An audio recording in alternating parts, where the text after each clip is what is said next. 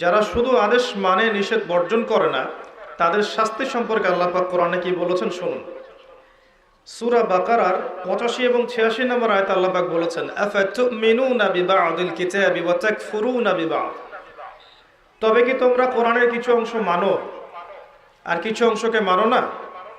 আল্লাহ প্রশ্ন করছেন আপনাকে, তবে কি তোমরা কোরআনের কিছু অংশকে মানো এবং কিছু অংশকে মানো না? মানে যেগুলো আদেশ সেগুলো মানছেন, নিষেধগুলো বর্জন করছেন না, বা যেগুলো সহজ সেগুলো করছেন, কঠিনগুলো করছেন না।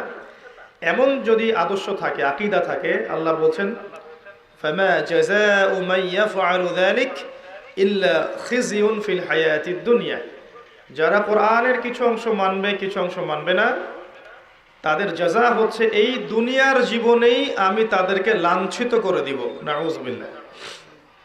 ইয়াউমাল কিয়ামাহ ইউরাদ্দুনা ইলা আশাদ্দিল আযাব। আর কিয়ামতের মাঠে আমি এই মানুষদেরকে সবচেয়ে যন্ত্রণাদায়ক শাস্তি প্রদান করব, যারা কোরআনের কিছু মানে কিছু মানে না। ধরেন নামাজ পড়ে আবার সুদও খায়, আবার যাকাতও দেয়, এদিকে ঘুষও খায়। আবার ধরেন যে মাশাআল্লাহ তাহাজ্জুদ গোজার, এদিকে বেপরদায় চলে, এদিকে মাশাআল্লাহ তাসবিহ তাহলিল করছে, কোরআন তেলাওয়াত করছে, সারাদিন মানুষের গীবত করে বেড়াচ্ছে। এদিকে মাশাআল্লাহ দেখবেন দান সাদাকা অনেক করছে, আবার এদিকে হিন্দি সিরিয়াল, স্টার জলসা, জি বাংলা, পর্নোগ্রাফি, হারাম মুভিস, এগুলোতে ব্যস্ত আছে।